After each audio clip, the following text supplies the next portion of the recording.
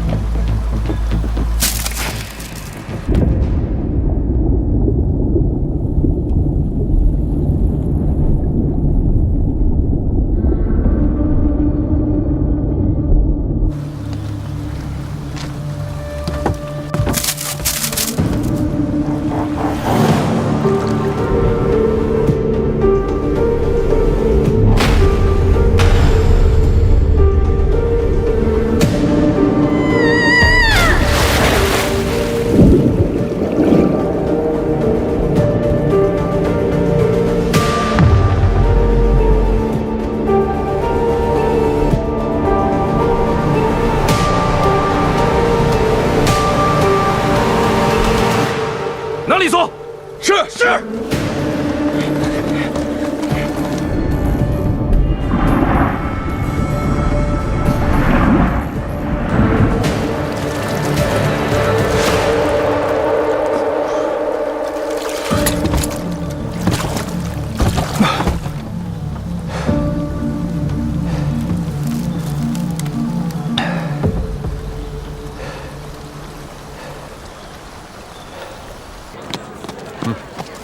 出任官爷，官爷，龙泉山行的。是，奉我掌柜的命，南下进点货。要是去晚了，这好货就没了。您行个方便。报告，都是些随身衣物。有了，走吧，兄长。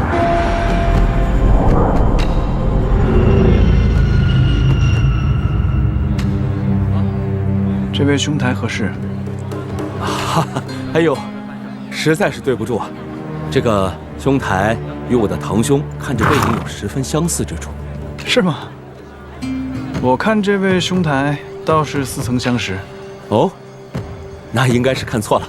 在下先赶路了。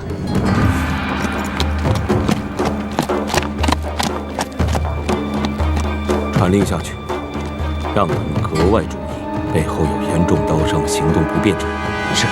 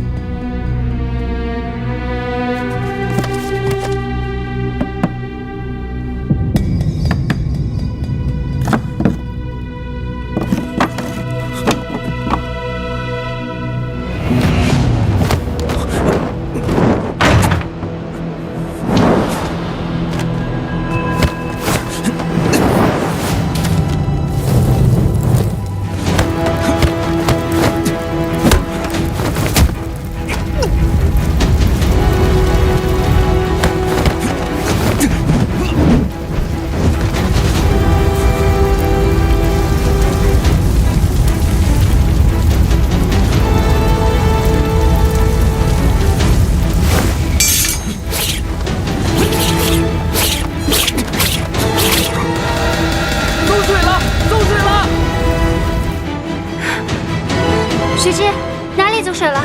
是老太爷的书房。快去挑水救火呀！你也去！哎呀，你们快点，快点！你们还愣着干什么？拿盆拿桶啊！哎呀，真的是！老夫人慢点！哎呦，老夫人，轻点！哎呀，老夫人！哎白管家，怎么成这样了？怎么走水了呢？啊！我也不。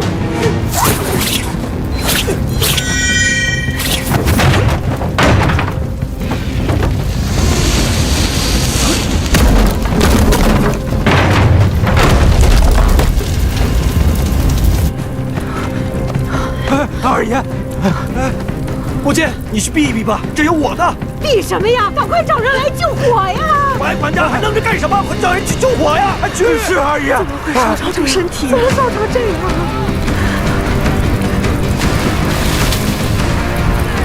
谁把他烧成这样了？父亲，你们先去海棠院避一避吧。这火这么大，得等火灭了之后，才能进去看看里面的东西。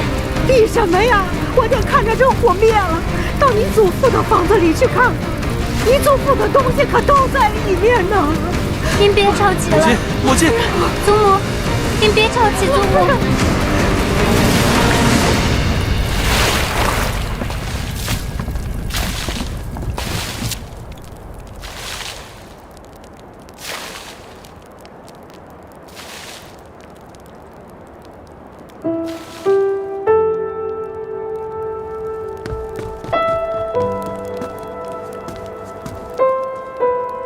母亲，您放心，儿子一定竭尽全力帮你复原一心斋。这屋子可以重建，可是对你父亲留下的这些念想，我没能守护好，对不住你父亲。老夫人，二爷，我们发现一具尸体，是谁？不是罗府的人，抬上来。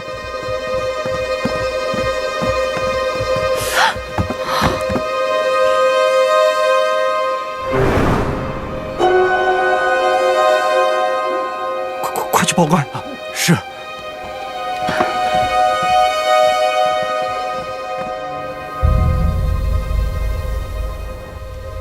怎么会是李应龙呢？他想抢夺正祠，威胁侯爷。那正祠呢？被他抢走了。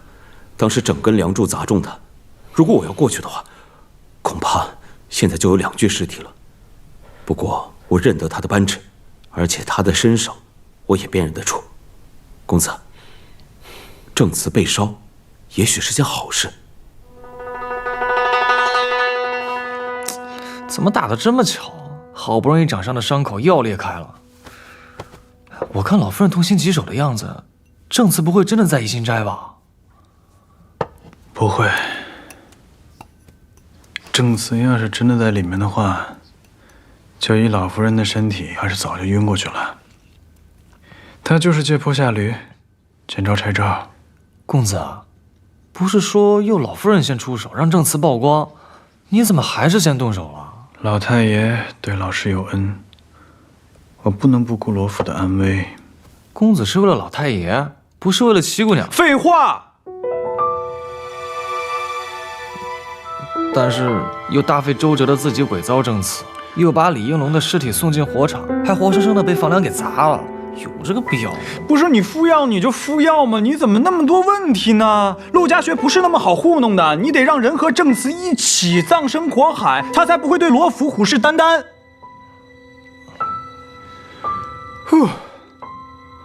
敷药。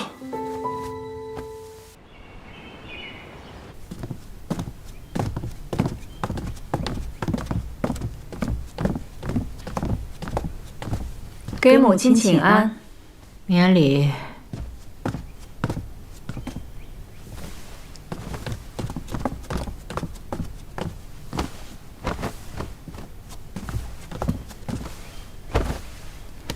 给祖母请安。请起。谢祖母。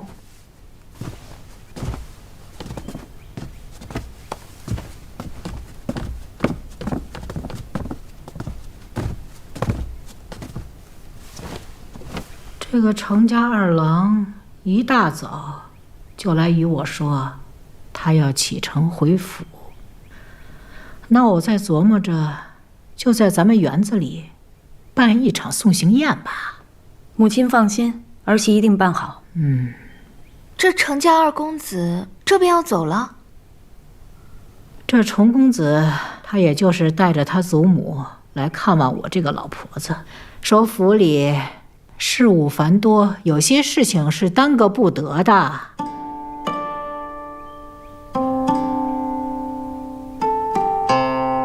行了，我和海如有重要的事要说，你们回吧。我们先退下了。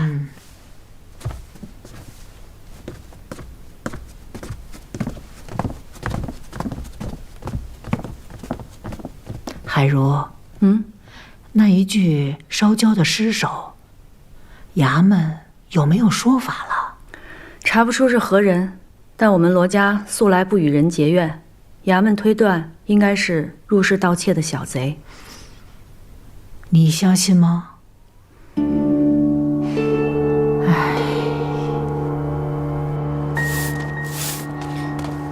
七姑娘，我们家公子近日身体有些不适，正在休息。身体不适？哎，七姑娘，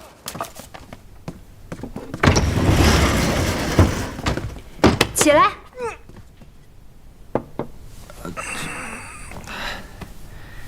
怎么了，七妹？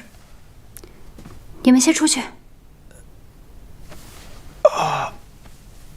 没事，出去。是。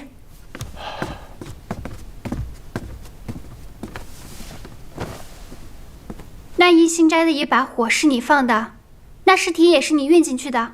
是。你为何要行如此凶险之事？把祖父的书房烧了，把他的遗物也都烧成灰烬，你是怎么答应我的？银宁，你信我吗？我信你，但是你所做之事我实在看不懂。我这么做，就是在为了罗府好，为老夫人好。你还是少打听，知道的越多，对你越没有好处。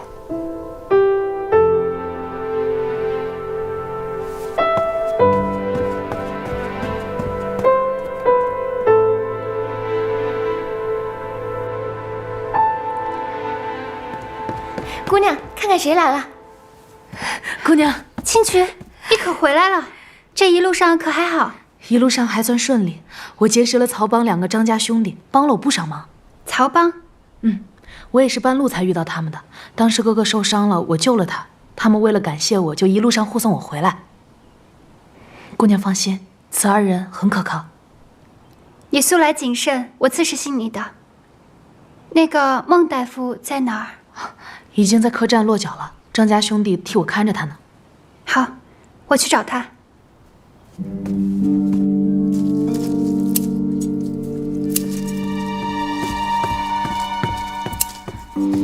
小娘，青渠回府了。他在海棠院逗留片刻后，七姑娘跟他一同离府了。让五爷跟紧了，这事儿务必办好。是。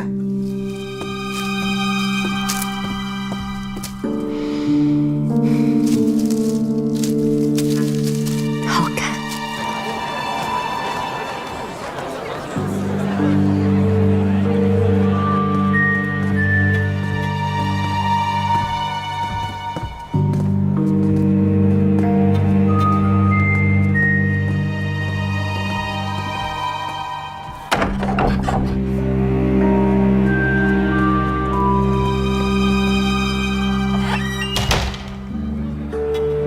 公子，那个乔武已经在楼下张望半天了，我要不去把他收拾了吧？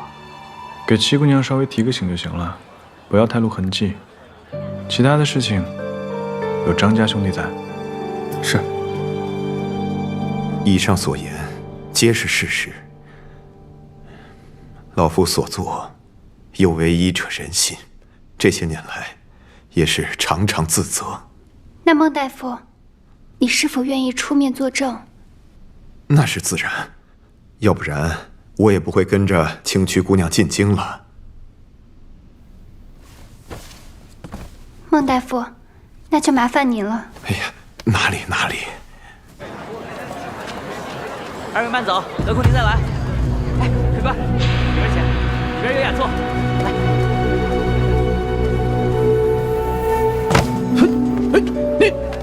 哎呦，这不是乔五爷吗？对不住啊，这小的这光顾着挑货没瞧路。您这是准备吃酒去啊？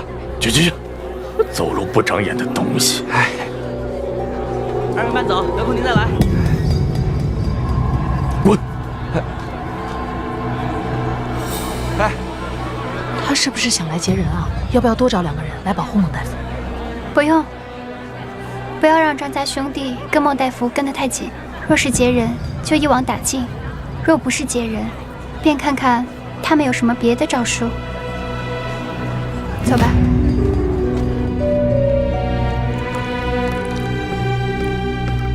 小娘，五爷递消息来，事已办妥。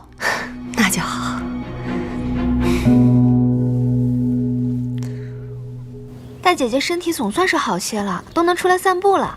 前几日我去见了你几次都没能见着，可把妹妹担心坏了。还要多谢吴妹妹的安神香，有心了。对姐姐有用就行。大姐姐可是为了程公子病的。吴妹妹，我就是偶感风寒，此事以后别再提了。其实大姐姐你也不用灰心丧气，兴许还有机会呢。程公子马上就要走了，此事以后别再提了吧。是我多嘴了。那是在做什么？林大娘子请了如今京城内最火的戏班子来助兴，程公子毕竟是贵客嘛，宴会也得热闹些。是啊，这府中好久没有这么热闹了。我们去瞧瞧，走吧。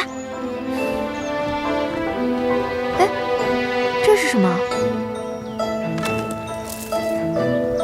这罗带绣工不凡，尤其是这上面的兰花，绣法繁复，这可不是一般人能用的，怎么会丢在这儿呢？这七叶兰花，小生连青见过2位姑娘。姑娘手中的罗带是对小生很重要之人所赠之物，请姑娘归还。你就是连青？正是在下，还请这位姑娘归还。多谢。这连青是谁啊？这连青可是如今京城内最有名的杂剧伶人，他一出台，可谓是万人空巷呢。只是这么精致的罗带，怎么会是他的东西呢？大姐姐，这罗带我看着有点眼熟，好像见七妹妹用过。什么？这话可不能乱说。会不会是你看走眼了？也许吧。大姐姐说的是，兴许是我看错了。行了，此处人多嘴杂的，咱们还是快点走吧。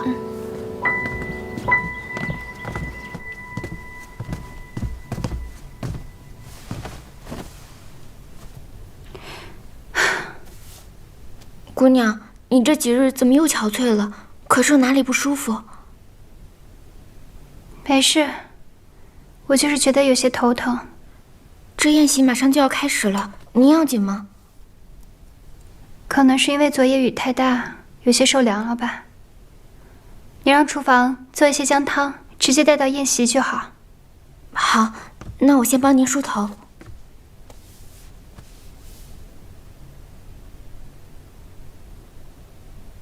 松枝，你瞧什么呢？回姑娘的话，奴婢只是觉得奇怪，近几日三公子怎么没来院子里送花了？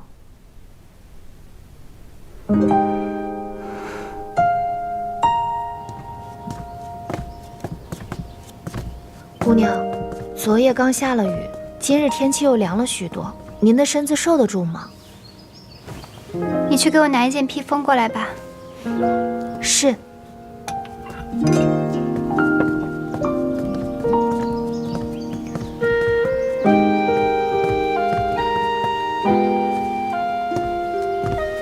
见过三哥。秦妹妹，今日天凉，还是要多穿一些。倒是三哥，整日日理万机的，还是多注意自己的身子吧。对了，我的事情你还是别管了，有些恩怨与你无关。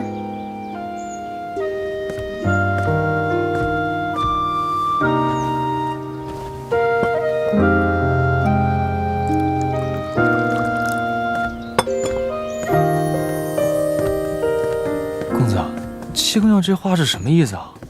莫不是她已经知道了你在外面忙她的事儿？别多事儿。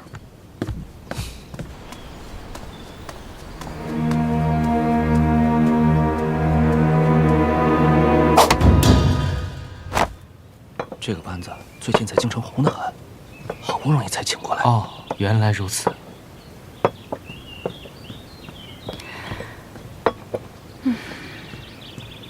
母亲，祖母什么时候来？我好饿呀。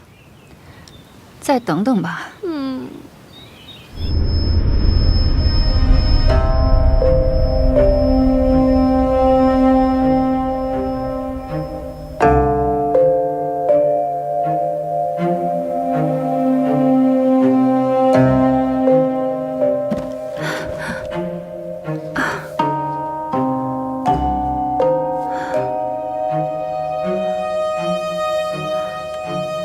醒了？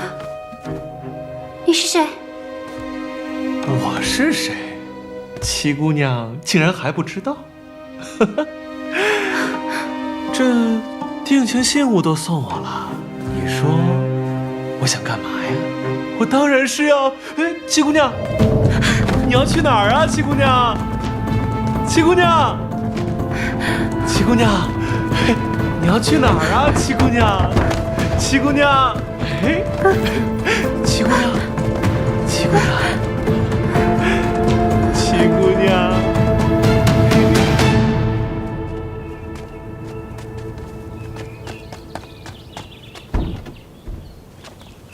哟，那边怎么有个丫头鬼鬼祟祟的，干嘛呢？好像是怡宁房里的小丫头。瑞香，把她叫过来问问，看看怎么回事。是。你过来！哎，你跑什么呀？走，快说你在那干嘛？七姑娘让我在偏院门口守着，若有人来了，立马去告诉他。你这话是什么意思？你家姑娘现在在何处？就在里面。就七姑娘一个人在里边？还有一男子。七姑娘，我可想死你了！伤风败俗的孽女，给我滚出来！怎么是你？父亲以为是谁？怡宁呢？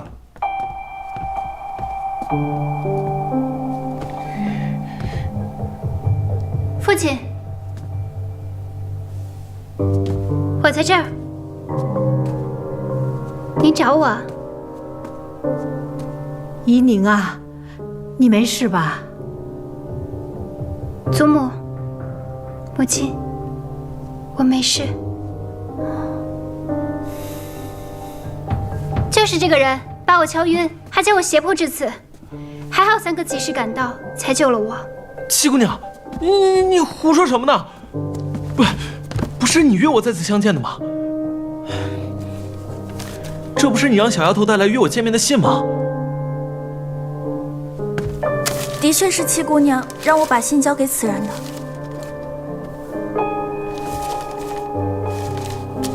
自拈罗带结同心，暖处偏知香气深。盼与君一会。怡宁，你的字迹我是认识的，的确是你写的。还有什么可说的吗？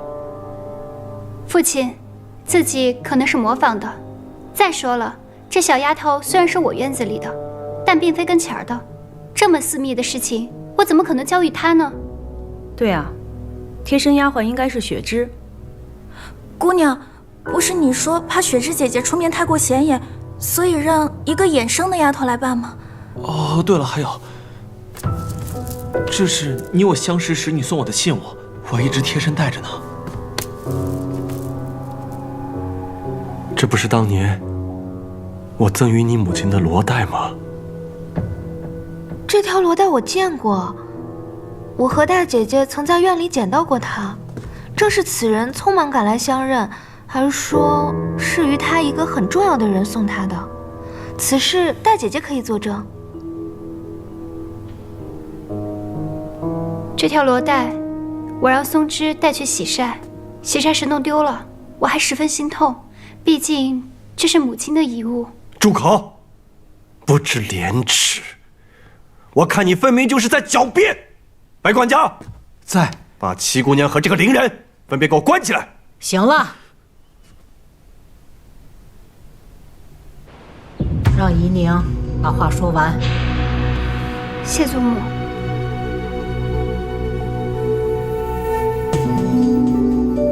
我何时赠予你这罗带？远景阁那日，有贼人生乱，你迷了路，是我救了你。你是如何救我的？那日天气极好，你穿着一件淡黄色的被子，格外的好看。你感激我相救之情，咱俩一见倾心，你赠了我罗带，许下白首盟约，就让我来罗府寻你啊。那日是我救了七姑娘，何时见过你啊？淡黄色的被子。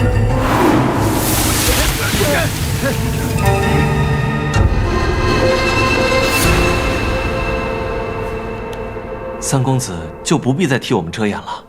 那是第二天早上我们遇见了你，七姑娘说你是她三哥，凡事呢都要替她遮掩。但如今我与七姑娘之情，就不必再隐藏了吧。七姑娘，你要相信我，我定不会负你的。母亲，家门不幸，我打死你！住手！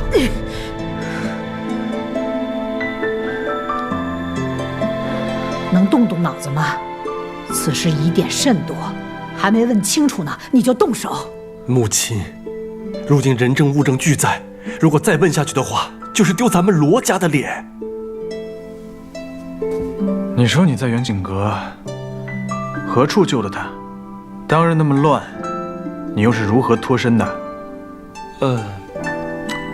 那日太暗了，这具体在何处，我也记不大清了。太暗？你刚才不是还说天气极好吗？还有，你刚才说你救了我，可是，在当日北面桃林遇难，南面桥洞下躲雨的事情，你却一件都说不出来。对，我就是在桃林救的你，然后带着你一路跑到南面桥洞下。那时你衣衫还淋湿了，是我生火烤干了你的衣裳。你见我有君子之风，于是要托付终生，这才送了我罗带嘛。远景阁北面是汴河，哪儿来的桃林呢？南面才是桃林，可没有桥洞，而且那日哪来的雨？你这个戏子真是阎罗王出告示，鬼话连篇。说吧，谁让你诬陷了七姑娘？我第一次去远景阁，那日又乱，具体我记不清了。但这罗带确实是七姑娘赠我的。父亲，这罗带与您送我母亲的不是同一条，您仔细看看。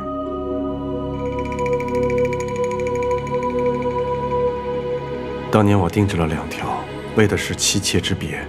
送给你母亲的是7叶兰花，送给月蝉的是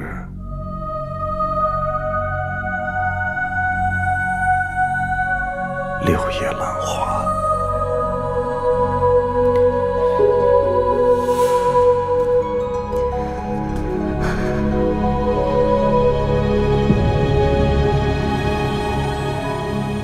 这是我的罗带，不可能，这怎么可能是我的呢？这一定是有人偷了妾身的罗带啊！老爷，你一定要替妾身做主。妾身本以为有人陷害七姑娘，这倒好啊，都怀疑到妾身头上来了。是啊，弟弟，我那日和大姐姐看到了，就是7叶兰花。大姐姐还说这兰花绣得精巧，不信你请大姐姐来一问便知。白管家，在。去请大姑娘过来。然后跟陈公子说，就说还能说什么？你还能说什么？就说我又病了，宴席往后推，望其海涵吧。是。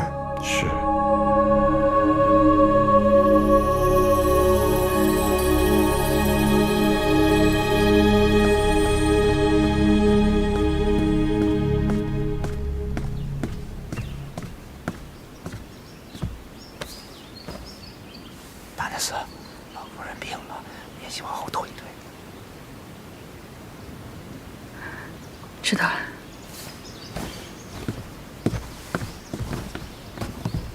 程公子，老夫人突然病倒了，这宴席恐怕要改日了，真是对不住。老夫人病得可要紧，我去看看吧。不劳烦程公子了，现在老夫人的院子里全是人，我也得赶快去伺候着。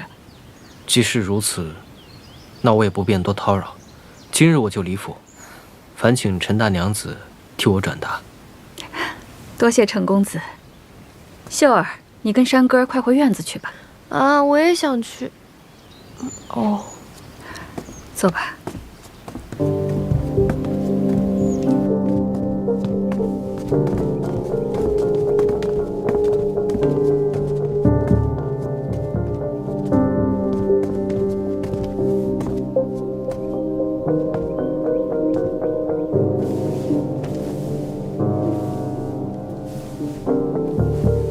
母亲，叫我们过来是有何事啊？我有些话要问一玉。大姐姐，你可还记得前几日我们在院里散步的时候，曾捡到过一条罗带，随后便还给了那莲青？记得。当时我们还讨论过上面绣的兰花，大姐姐应记得，是一朵七叶兰花。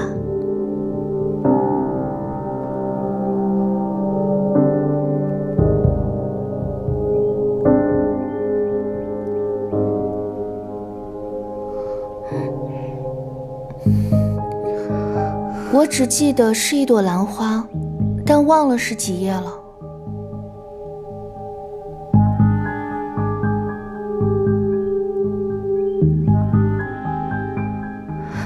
官人，妾身真的是冤枉的，我真的不认识这伶人。这怎么可能的？那信上的诗呢？的确是七妹妹的字迹，这又如何解释？行了，都先各自回自己的院子，没有我的允许，不许出来。至于这个伶人，不如报官吧。让府衙的人用刑审问，还怕他不说实话吗？还嫌不够丢人吗？报什么官？那官人这意思，不审了。这怎么行呢？必须还我们怡宁一个清白。大娘子此话差矣，此事未有定论，妾身也是清白的。再容我想想。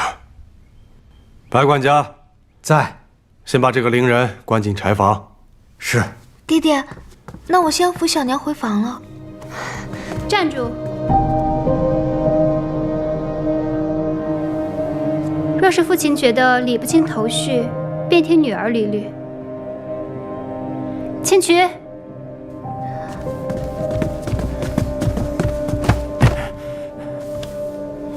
父亲，这位就是陈四，乔五爷的手下，也是之前在木樨堂服侍过的吕妈妈的儿子。那天在远景阁，就是他持刀追我的。是乔五爷吩咐我，听小娘的差遣，去抓七姑娘的。还有我娘的事儿，也是小娘给了我娘1包银子，让我娘去套话的。其他我什么都没有干，求二爷饶我一命。你别血口喷人哈！你还有什么证据吗？我这儿有乔五爷吩咐我替小娘办事的手信，只要把乔五爷往日的信件拿出来比对一下字迹就行。字迹亦能伪造，谁知道是不是你买通了人，特意陷害我小娘的？吴姐姐这时候知道自己是可以伪造的了。二爷，事已至此，必须查个水落石出，不能再息事宁人了。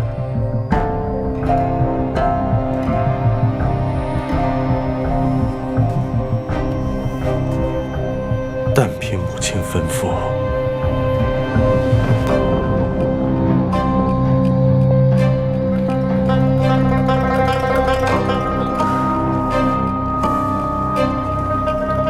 开进堂。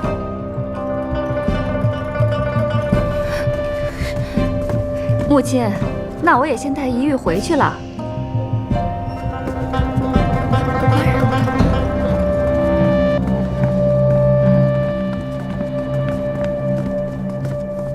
三哥，多谢。七姑娘，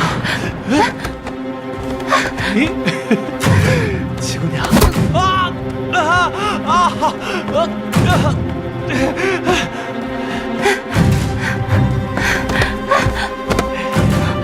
七姑娘，七姑娘，你去哪儿了？七姑娘，干什么？七姑娘，我要换罗台。七姑娘，七姑娘，七姑娘，哎，七姑娘，你喜欢玩这个呀？七姑娘，七姑娘，七姑娘，七姑娘，摸到你的手了，七姑娘。哦。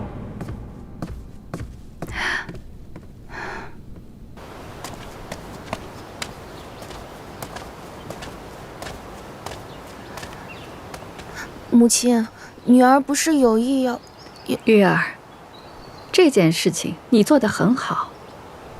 二房那些鸡飞狗跳的事，我们大房尽量不去掺和。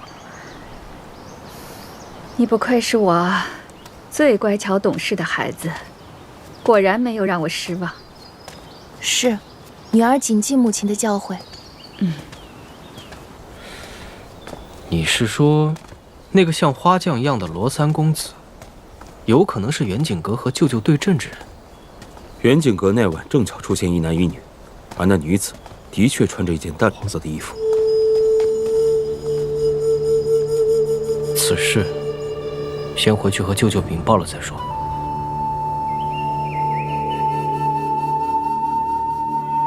乔月禅，这么多年来，我念你为我们罗家育有一儿一女，所以我就缺少对你的管束了。但我万万没有想到，你竟然行下如此恶举，蓄意谋害婆母，袁景阁劫杀嫡女，如今你还想毁其清誉，你可知罪？老夫人，陈四说是乔五爷吩咐他做这个做那个，那也只是一面之词啊。乔五爷本人并不在此，陈四敢跟他当面对质吗？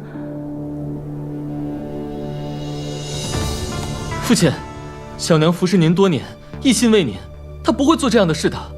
爹爹，我小娘每天只关心您是不是冷了，是不是饿了，她心里只有您啊。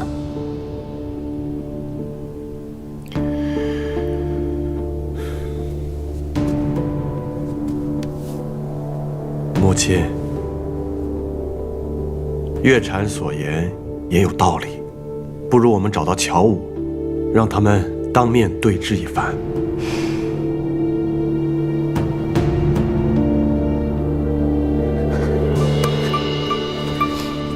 月禅，你……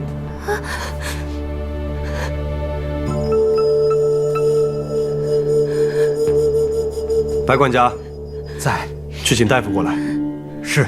父亲，不用着急，这大夫马上就来了。大夫来了。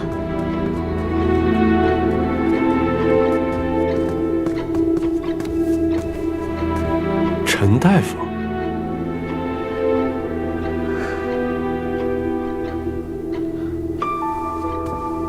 老朽孟和堂见过老夫人。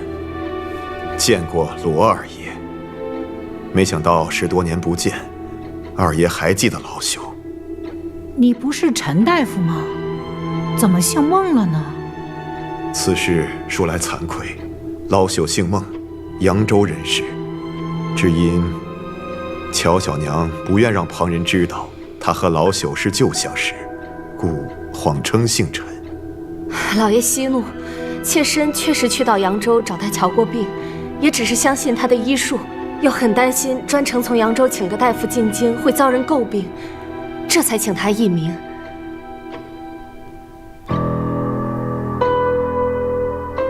老朽几次进京，曾先后为乔小娘保下了2胎，但有一胎，奈何乔小娘心事过重，伤及了胎儿。老朽虽尽了全力，还是功亏一篑。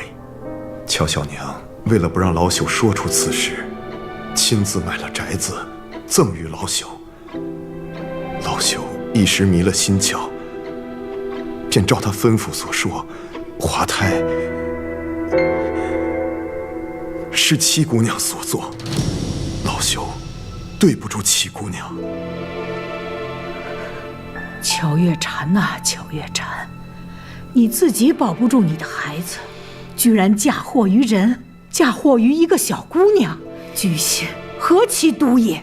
可怜的怡宁，因为此事被赶去了别院，一去就去了10多年，这些都是拜你所赐。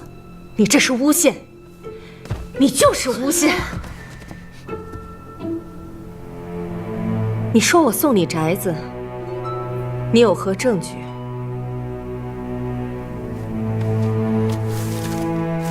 有房契为证。如今写字都可以作假，房契也可以作假。这是你亲手给我的，怎会有假？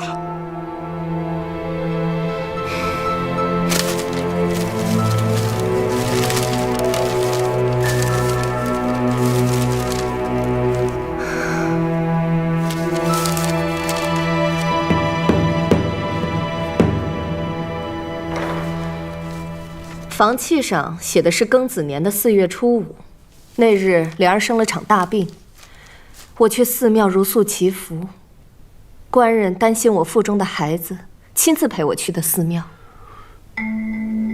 我记起来了，那天是立夏，正好是4月初5。你还说过，若孩子出生可取夏字为名。幸好你记得，否则我还真成了有罪之人。只可惜啊，这作假之人还让我分身去取了房契，亲手送给了孟和堂。这些话是七姑娘让我说的，那宅子也是她送给我的，让我编排当年的旧事来陷害乔小娘。七姑娘真是有手段，你这是要把我置于死地呀！枉我当初对你视如己出，比对莲儿都好，你为什么要陷害我？孟大夫，一个人不管做错了什么事情，都不应该祸及家人。你还准备这么错下去吗？七姑娘，你不但找了人，你还要找他的家人去威胁他吗？收买、威胁、利用，这不就是你乔小娘最惯用的手段吗？请取。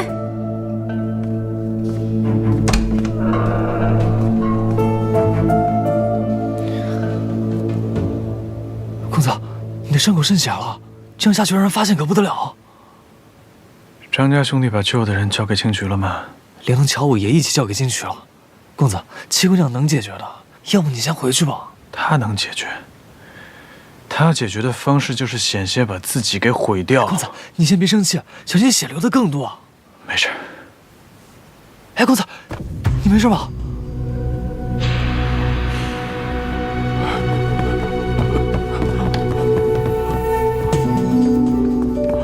姐，你别怪我，这件事情瞒不住了，我全都招了。二爷，老夫人，我知道错了，饶了我吧，饶了我吧，我错了。老夫人，此人是乔五爷，受了乔小娘的指使抓了孟大夫。后来孟大夫被我接走了，他便抓了孟大夫在老家的妻女。孟大夫回京以后，他伺机接近威胁，让孟大夫反过来诬陷我家七姑娘。我这里有乔五爷的罪状，还有乔小娘指使乔五爷做事的亲笔信。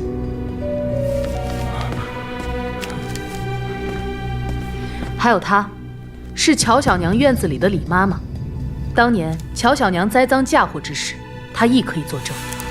李妈妈，你不是告病回乡了吗？大娘子，因为老奴知道乔小娘当年对七姑娘还有顾大娘子所做的恶事，她怕老奴离开她的院子之后说漏嘴，于是威逼着老奴离开，又在半路想加害于老奴。幸得请曲姑娘相救，快走！老奴愿作证。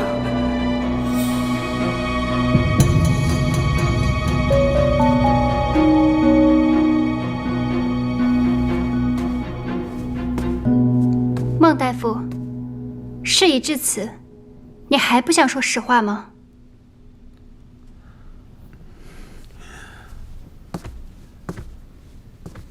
当年，乔小娘曾向老朽要过一本医典，上头有个方子，可以致人产生滑胎之想，而不会真正的伤害胎儿。老朽也是后来在药渣当中知晓此事的。可当时顾大娘子已然离府，老朽也不便再多言。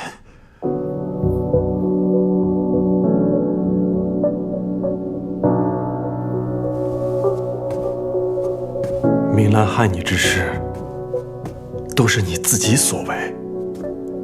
老朽说，乔小娘这一胎本已保不住，他就用这个来陷害七姑娘，也是真的。还有这些房契，都是乔小娘亲手做的假。乔武抓走了我的妻女，威胁我要用这些假房契来陷害七姑娘，我实在是没有办法呀。公子，这下你可以放心了吧？你为七姑娘的事儿鞍前马后的，真的已经尽心尽力了。哎，公子，公子，咱们先回去。哎，走。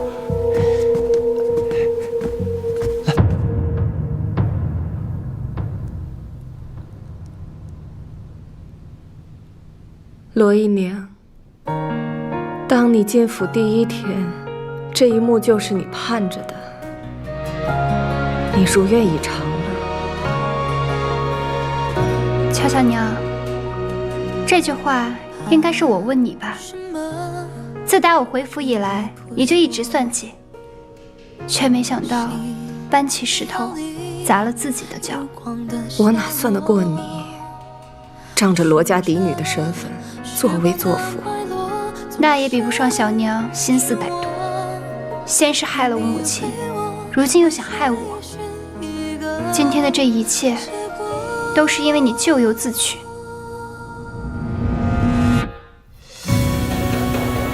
那今日凌人之事，也是你收买了，来陷害依宁的清白。是。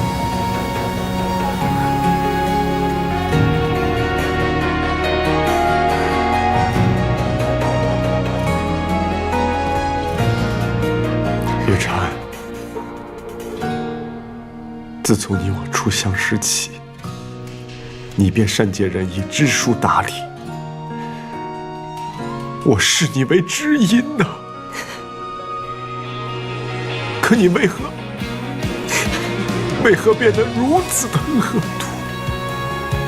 为何这么多年，我给足你银两体面，我从来就没有亏待过你，为何不说话？你说话呀！你说话呀！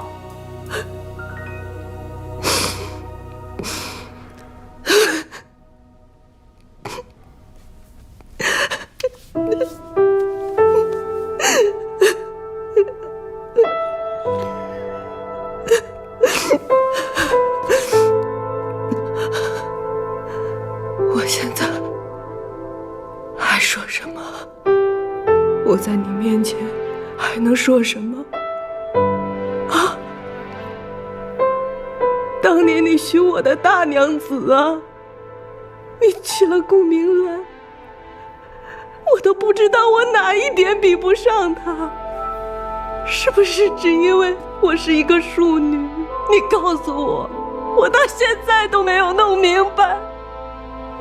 与我在一起，你就是为了大娘子的名分吗？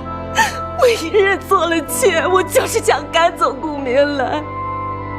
可之后你又娶了林汉如，她又是一个富家之女，我又怎么比得过？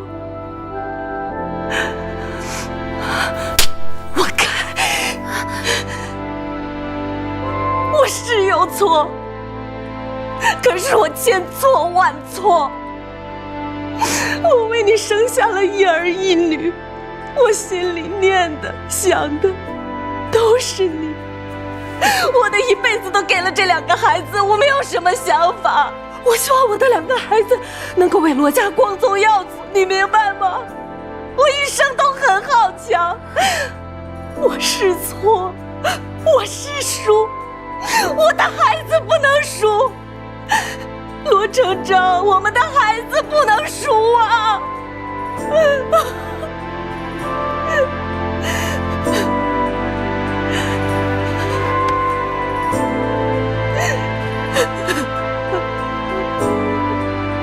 你错了，回不去了。成章啊，过来。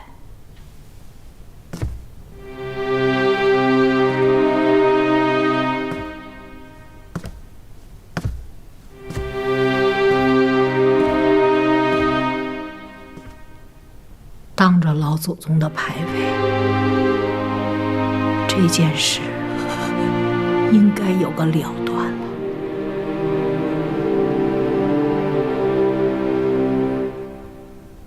你是罗府的一家之主，为了罗府的清誉，为了罗府的门楣，你来发落吧。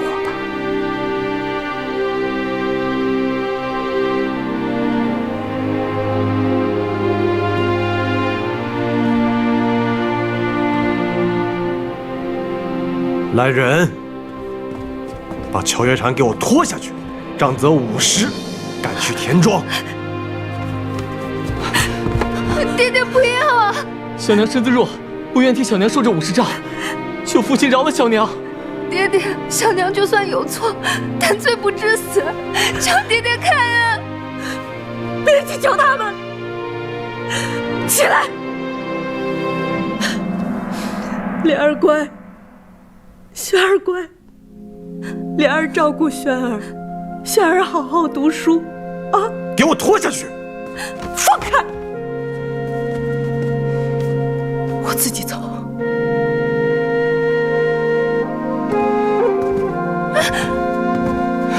娘，小娘。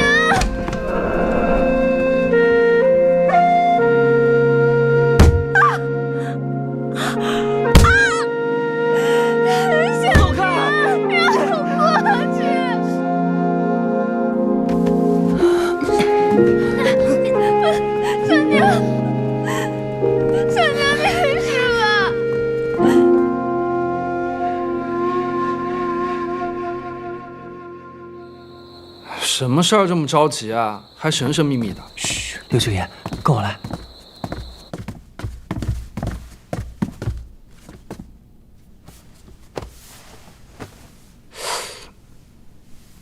他这伤怎么弄的？六舅爷，听说你最会古道药了，有没有什么好用的伤药啊？现成的伤药我也没有啊。你需要什么药告诉我，我去抓。就算找到了药材，制药也需要花时间啊。那你好歹想办法先让我们家公子醒过来啊！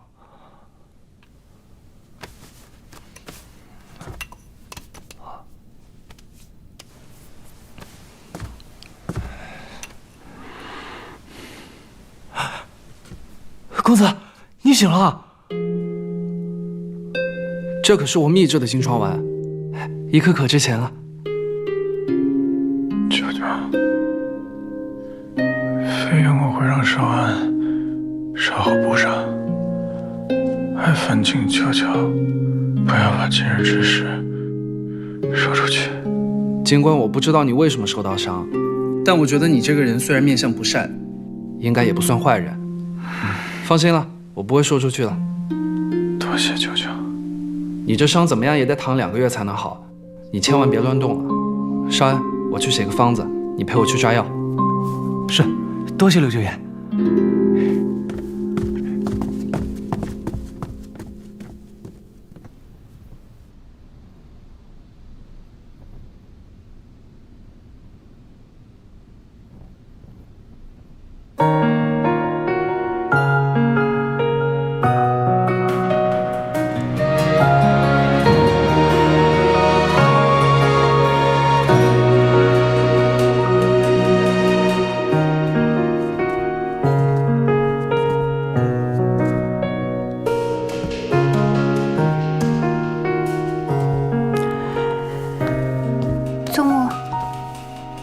在你母亲的灵位前跪下。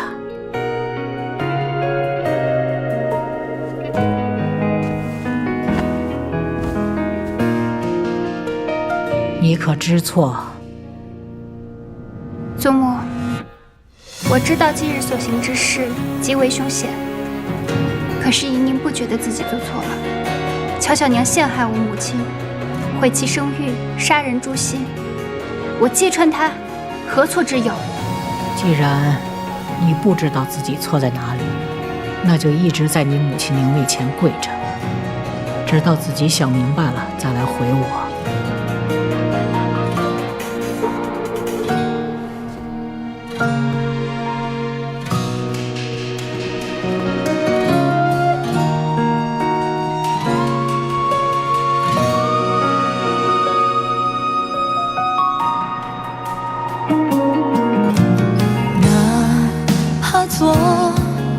尘埃微弱，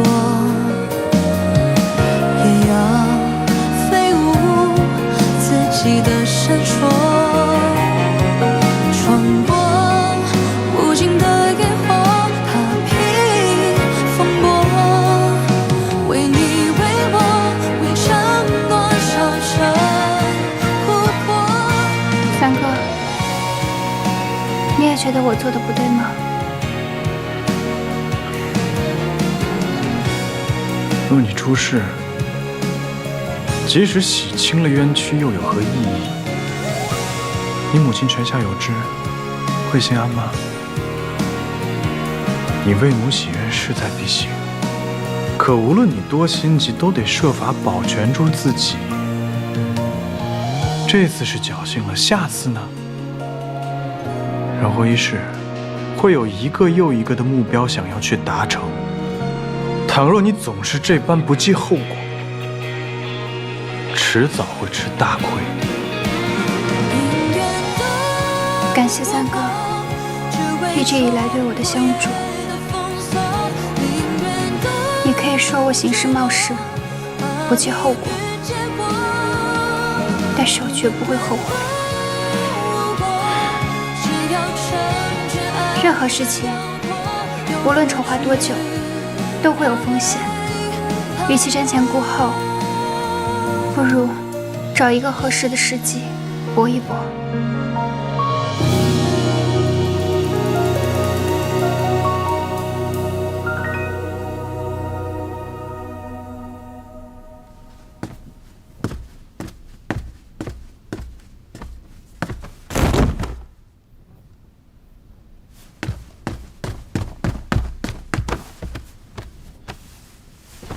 芸娘，芸娘，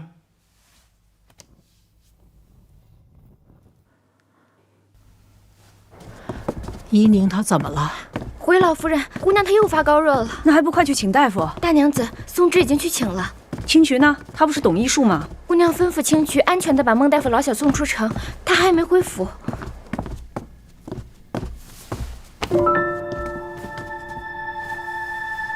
老夫人。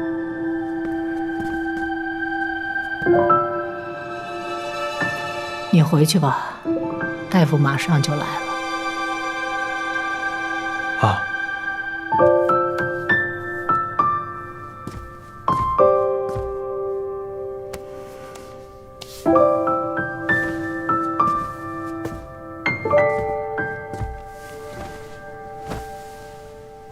孩子呀，你怎么这么倔呢？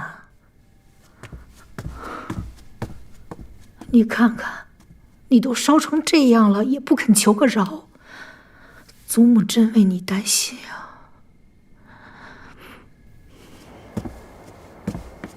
李大夫，这边。哦，好。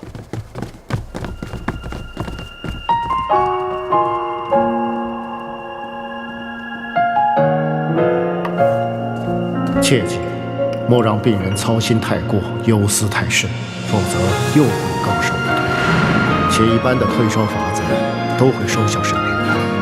敢问杜大夫，若再发病，可有什么缓解之法？法子倒是有，只是寻常人都不太敢试。只要能缓解即可，还请杜大夫直言。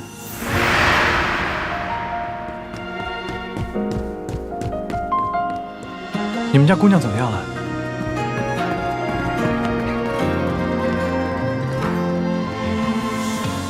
母亲，怡宁这针也扎了，药也吃了，大半夜过去了，热度一点没退下来，反而越发烫了呢。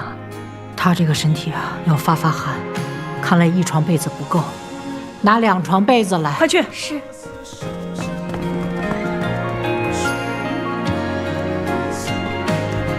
给我。不能干！让开让开！哎，你要干嘛呀？沈远，你给我出去！你去拿冰和酒来，越烈的酒越好，快去！不是，你这是要干什么呀，沈远？万万不可的，他得了风寒，不能再雪上加霜了。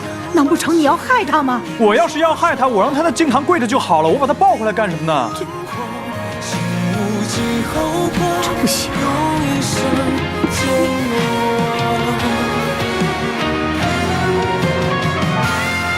圈圈如歌，在心底困没。哎，是一个交错，难以上沦落。母亲，能试的方法咱们都试过了，但也没用，要不然让慎远试试吧。能有用吗？他简直是在胡闹。你们拿酒，擦他的四肢、前胸还有后背，只能擦这几个地方，其他的地方不可以擦，知道吗？快！不行，你这简直要害他！老夫人，您就信我一回行吗？他要是有任何的差池，我把我的命赔上。母亲，让慎远试试吧。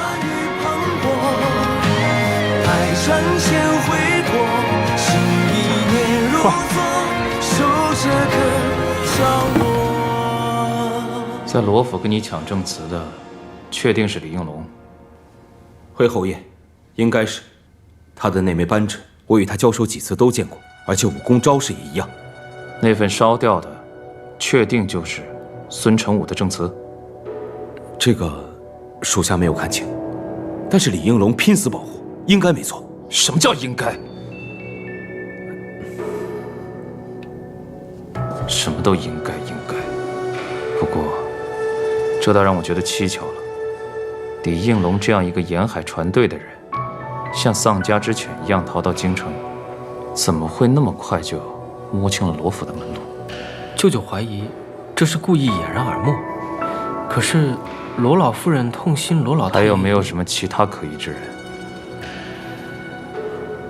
侯爷，远景阁那日，罗家七姑娘被人追杀，当时七姑娘穿着一件淡黄色的被子，属下记得，黑衣人劫走的女子也穿着一件淡黄色的被子。那七姑娘还说，当时救她的是罗家三公子，那这个罗三公子很有可能跟黑衣人是一伙的。罗三公子，这样，你赶紧带人下去，查清楚那日此二人的行踪。是。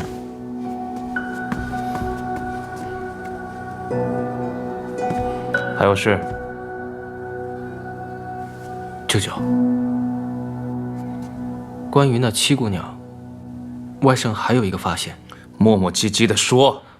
外甥亲眼所见，那七姑娘给罗老夫人剪的一架剪纸屏风，技艺之高超，非常人所能及。不知跟舅舅要找的人有无关系？不过我特意在她面前提到您，原本想试探一下。但他毫无反应，兴许是我多心了。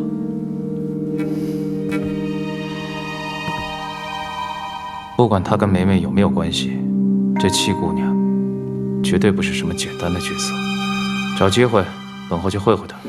还有吗？没有了。去吧。外甥退下了。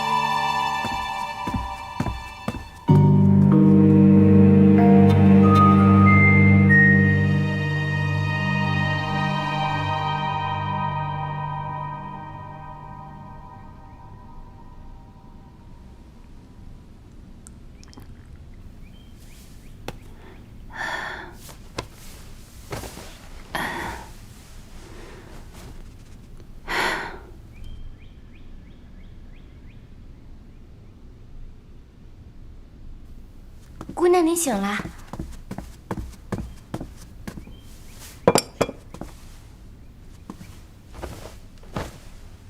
我怎么好像依稀看到了祖母、母亲，还有三哥呢？他们都守了您一夜，见您烧退了，才都回去。昨晚真是太惊险了。我不过是发热而已，被你说的，就好像得了什么大病一样。您虽然只是发热，但怎么吃药扎针都不见效，还是三公子用冰镇的法子帮您退烧的。三公子昨晚可被老夫人骂惨了。姑娘，老夫人的气还没消呢，说等您病养好了，接着到木樨堂领罚。我知道了，你让松枝过来拿点吃的，你给我梳妆一下，我这就过去。姑娘，你这才刚好，老夫人都说了，是等您病养好了。放心，我没事的。祖母表面上是在跟我生气，其实心里还是疼我的。越是这样，我就越要去领罚。这次气到祖母了，是我做的不好。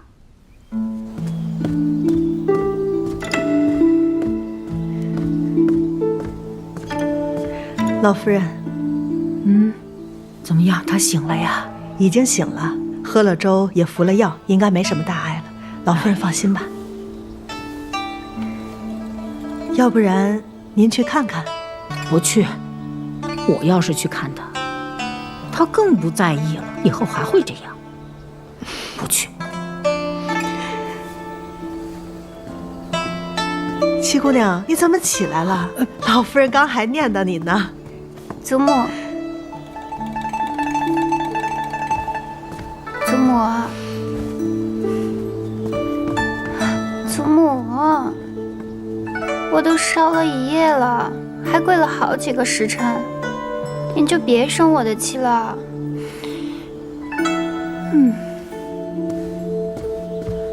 祖母，祖母，哎呀！头好疼啊！我该不会还在发烧吧？我这要把脑袋烧坏了，可怎么办啊？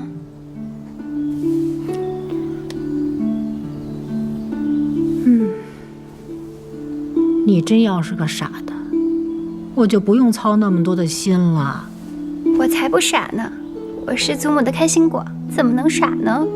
你只要不气我，你就是对我的孝顺。祖母，您的眼睛生得真好看哟！我定是随了祖母，才长得这么好。你这是在夸我呢，还是夸你自己呢？我刚才都闭着眼睛呢。就是闭着眼睛，祖母的心可比谁都亮堂呢。这心眼可通天哦！我的心眼还能通天呐！哎呀，孩子啊，你这么讨好，也哄骗不了我。你跟我说，你这病刚刚好了，怎么就下床了呢？祖母，姨娘知道错了，姨娘是过来给您赔不是的。说错在哪儿？错在不该让祖母担心。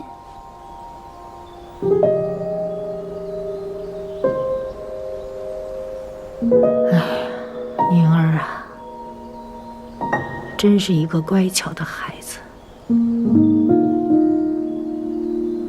这么多年来，一一直有一件事让我睡不好吃不好，我就想，要是当年没为你父亲去顾家求娶，也许你母亲现在还活得好好的呢。祖母，这件事情怎么能怪您呢？可是祖母一直很愧疚。你母亲走的时候把你托付给我，我就想着，我这辈子一定要好好的护你周全。可是你看看你现在，去查什么乔小娘的案子，你就凭你一己之力，万一稍有不慎，那乔小娘再加害于你，那你让祖母怎么办呢？祖母，其实依宁这次不是单独行事，三哥在我背后一直默默帮助我的。怎么跟他又扯上关系了呢？其实三哥真的是个好人。您看我头上这簪子，就是我母亲当年要留下来给我的，也是她从乔小娘那儿夺回来的。你看看，你一口一个三哥三哥的，看来他倒是帮了你不少。那你老实告诉我，你们兄妹之情什么时候开始那么好了？祖母，其实依宁最近想起来很多小时候的事情。小时候我就经常欺负他，可是他从来不恼我，而且我也觉得时常和他同病相怜，都是因为生母的缘故被父亲厌弃。可是好在我还有祖母、母亲啊。可是三哥就太可怜了。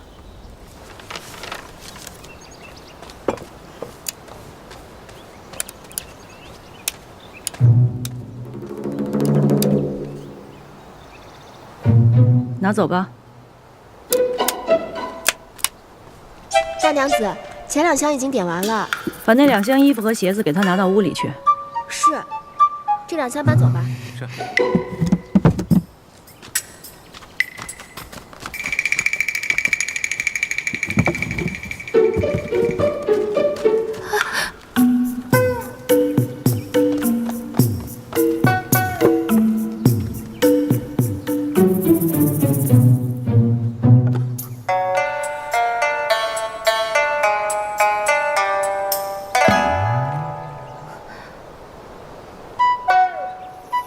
拿走。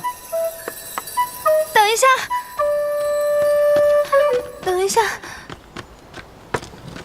大娘子，这个镯子是我小娘进府时自己带来的，不能拿走。这镯子值多少钱，你知道吗？就凭你小娘那个出身，她进府前能有这样的好东西啊？这兴许是爹爹送给我小娘的。那好啊。那我们就去找你父亲当面对质，看看是不是他买的。你小娘这私账上清清楚楚的写着呢，她变卖了顾大娘子的陪嫁，大到屏风，小到衣服首饰，连一双鞋子都不放过，共计800贯。这只镯子是因为实在太贵重，她舍不得卖。这不可能！这些东西本该是属于怡宁的，被你小娘卖了个干干净净。现在东西找不回来了，钱也花了个七七八八。你要是想留住这箱东西，那你拿什么偿还给怡宁呢？还有，他这些年掌管罗府，留下了那么多亏空，自己倒是置办了不少家业，他哪来那么多钱呀？这是我小娘平时省吃俭用。我呸！他的月钱是有定数的，存10辈子也存不了这么多钱。他有几只手，偷了多少钱，你心里没数吗？还请大娘子手下留情，我们碧莲阁这日子总归还是要过下去的。轩哥马上就要参加秋闱考试了，总不能亏待了他吧？你碧莲阁该有的都有，桌椅、屏风、床榻、衣箱都各留了一套。府里按例发放的衣服、鞋子一个都没拿走。我是少了你吃穿，还是没给你们床睡？怎么就亏待他了？姑娘，姑娘，又要装晕是吧？我告诉你，你少来这套。你要是真不服气，咱们就到大门外把事情摊开了说，让大家评评理。要不然你就别啰嗦，别怪我这个大娘子不容人。把剩下的东西通通搬走，给五姑娘腾个地儿，让她躺下。是。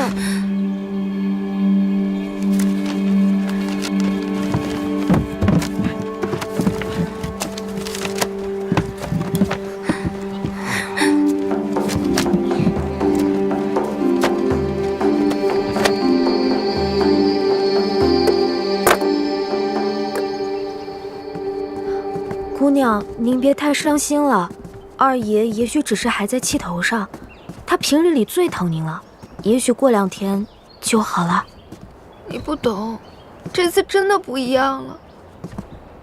爹爹竟然让我好好听林大娘子的教诲，他以前都不是这样的，以后可怎么办呀？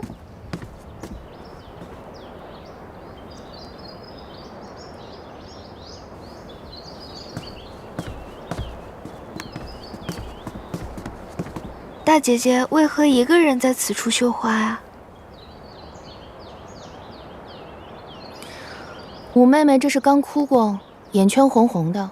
大姑娘有所不知，我家姑娘最近被欺负惨了，整日里一直在哭。嫣儿别说了，事已至此，我也怪不了任何人，只是今后实在是不知道该怎么办了。我劝妹妹放宽心些，少几个心眼子，也不至于落得多行不义必自毙的下场。大姐姐此话是何意啊？难道是听到什么闲言碎语了吗？小娘做的事情，我实在是不知道的呀。罗一莲，你真是把我当傻子吗？亏我一直真心待你，对你比对罗一秀还亲，你却只是把我当做对付罗一宁的工具。大姐姐明鉴，我绝对没有。让我去给程郎送诗，又骗我去捡罗带，成天在我面前说你们母女俩是如何被罗一宁母女迫害，你还敢说这些都不是你们母女处心积虑预谋好的？我不过是看你钟情于程郎，七妹妹仗着祖母疼爱与你争抢，实在看不下去了才帮你出的主意。至于那条罗带，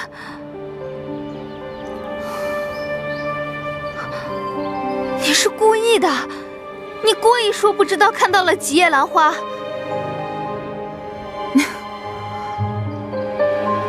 我可不像你一心只想着害人，我的确不记得当日是几叶兰花。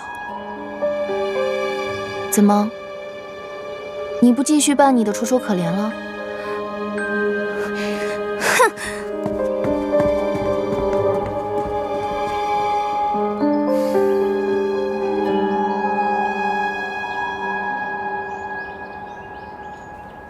这一次真的多亏大姐姐了。你别误会，我无意掺和你们二房的事，我只不过是把自己知道的事情说出来罢了。那姐姐悄悄让人给我塞纸条，提醒我罗带的事情，又怎么解释啊？大姐姐的字我还是认得的。行了，上次你替我遮掩花苞之事，这次就当我还你人情。我们俩之间就算是扯平了，这事以后不许再提。这是自然。不过，你是怎么知道另外一条罗带的？那日走水的时候，我趁乱去了趟碧莲阁瞧了瞧。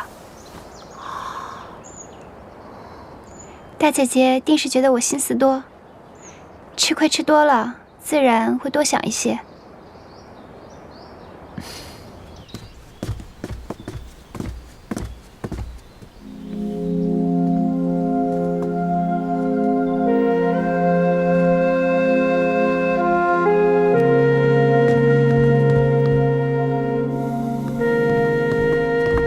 父亲，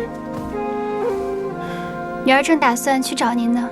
姨娘，为父听说你又病了，身体可好些？多谢父亲关心，女儿好多了。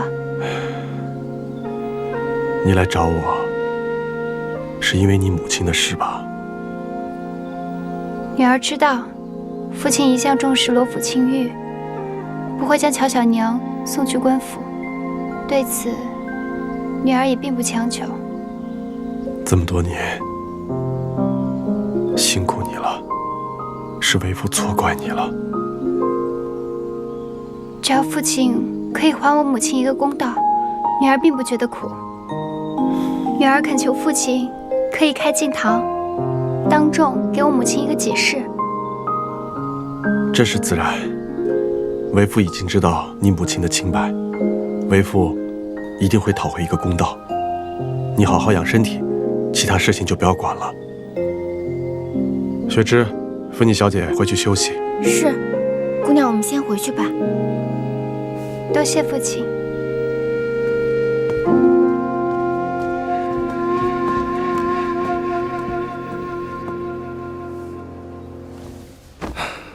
别让他着凉了。是。六舅爷，要不我们还是回即墨轩去疗伤吧？你放心吧，我大姐在账房整理碧莲阁的账，那恨不得天天住那儿，不到熄灯是不会回来的。你们就放心在我这儿治，我方便取药。好。倒是你呀，你是不是又没好好养伤啊？这伤口明明都快愈合了，又要崩了。啊，这是我搬了个盆栽就裂开了。不是我说你，你别自己整天整得像个花匠一样。你要是不想留下病根，就得静养。嗯，好的好的。亲兄弟，明算账。呀。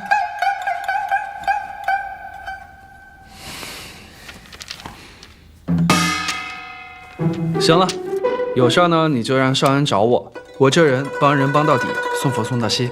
好，哎，舅舅，我还真有一事相求。六舅舅，你拿来这么多汤药，我已经喝过许多了，而且今日母亲也给我送来许多汤药，我都已经要喝不完了。你又送来这么多，就不怕给我淹死？你身体初愈，还有些风寒未解，切不能大意啊。我送的这些全都是好不容易买到的上品。这汤药一看就价值不菲。哎，你不是没有钱了吗？我林茂就是再穷，那也不能苦了我亲外甥女啊！我砸锅卖铁也得买给你啊！以后可不许这么破费啦！快喝！我给你保证啊，这个良药不苦口，并且最重要的是，这送药人的心意。像这些苦了吧唧的药就别喝了。哎，六舅爷，这是大娘子特意命人送来的黄芪牡丹汤，不要喝太多也不好，浇浇花挺好的。哎，六舅舅，这可是我们姑娘最爱的秋海棠，要是浇坏了可怎么办？你放心，这黄芪牡丹汤呢，药性温和，对草木也是有益无害的，保管你这花长得更好。那我就不打搅你休息了。对了，这丹露呢，你滴在茶里，对身体好。我走了。谢谢六舅舅。姑娘，这六舅爷可真有意思，突然来送药不说，还把黄芪牡丹汤给倒了。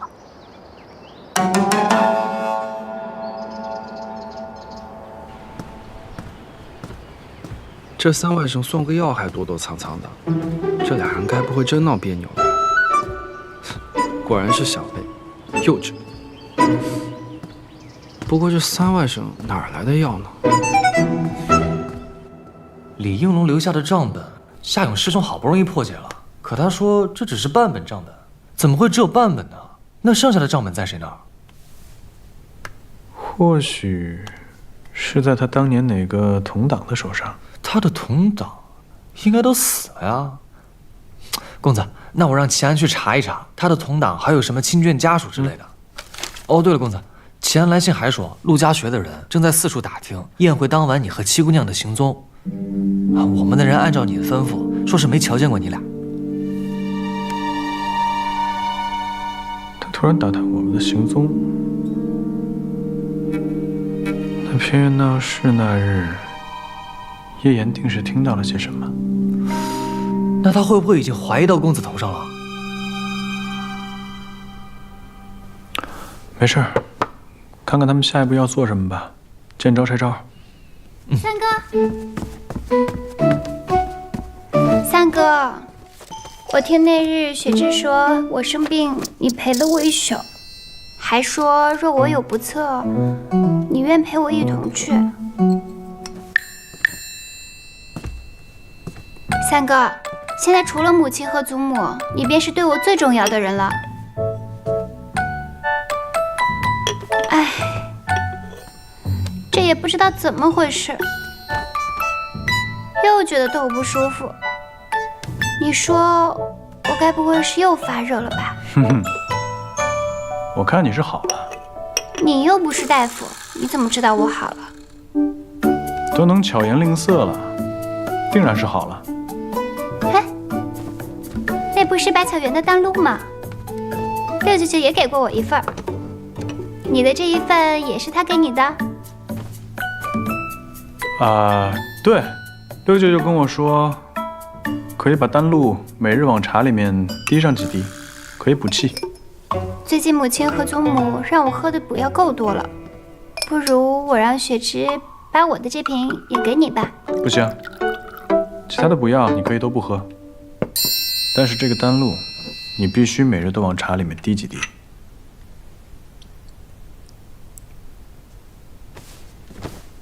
三哥，你是不是不会再生我的气了？那你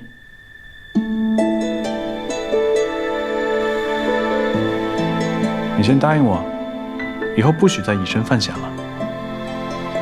好，我答应你，我保证，以后不管我做任何事情，我都会先保护好自己的。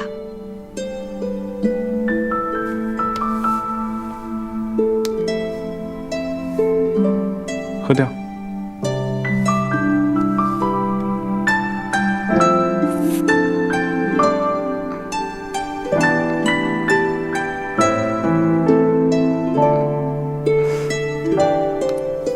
放回去。这些放回去。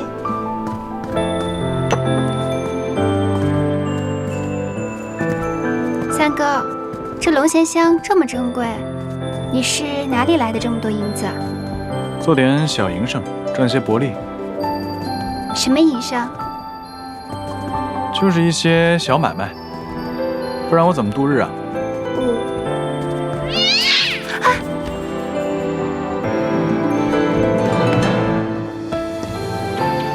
什么东西？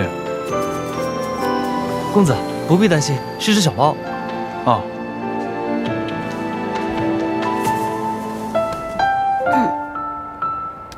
没事了，走吧。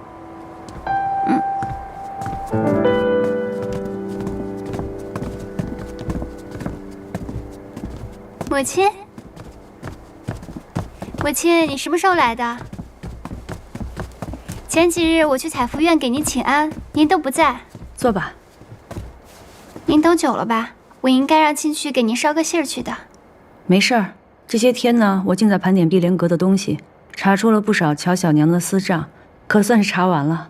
正好等你的功夫，喝口茶歇歇。大娘子，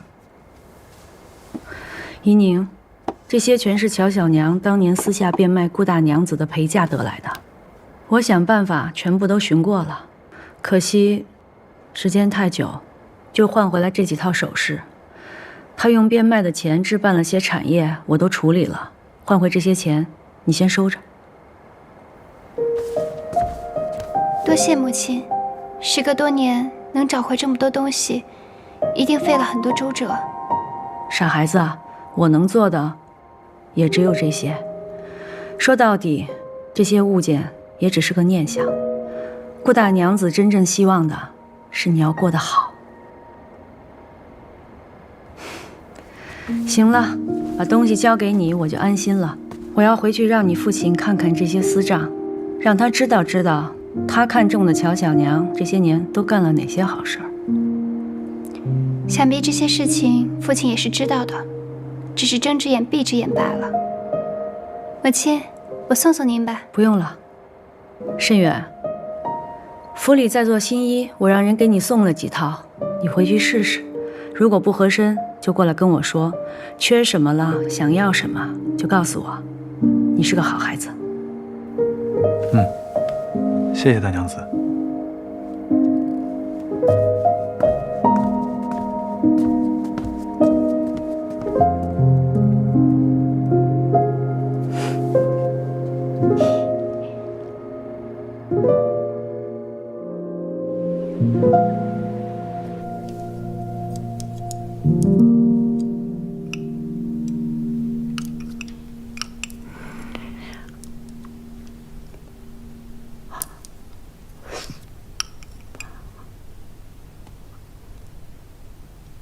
我说你这个孩子，你吃饭就吃饭嘛，你老盯着我这张老脸干什么呀？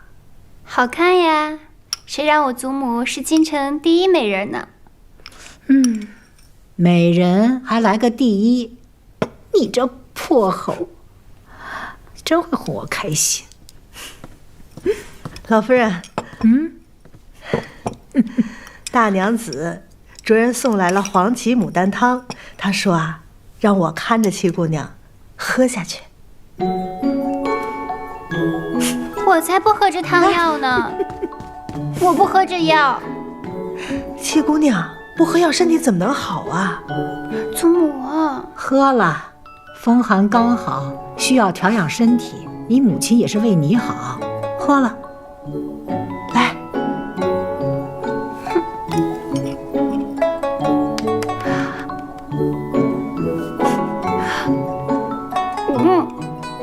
太苦了。祖母，我要喝了这药是没法吃饭了。那也得喝。哎，您看那边。哎，老夫人，这……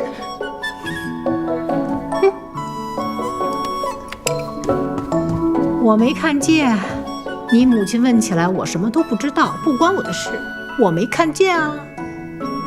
薛妈妈，你也什么都没看见。去吧。哎呀，我说你这个孩子，怎么跟你娘一个样儿啊？吃不了的药汤都往那个花草里倒。你娘生你的时候体弱，也是喝这个黄芪牡丹汤，她是怕苦啊，喝不下去，都往那盆秋海棠里倒。哎，这秋海棠啊，没多少天就活不了了。这黄芪牡丹汤呢，药性温和，对草木也是有益无害的，保管你这花长得更好。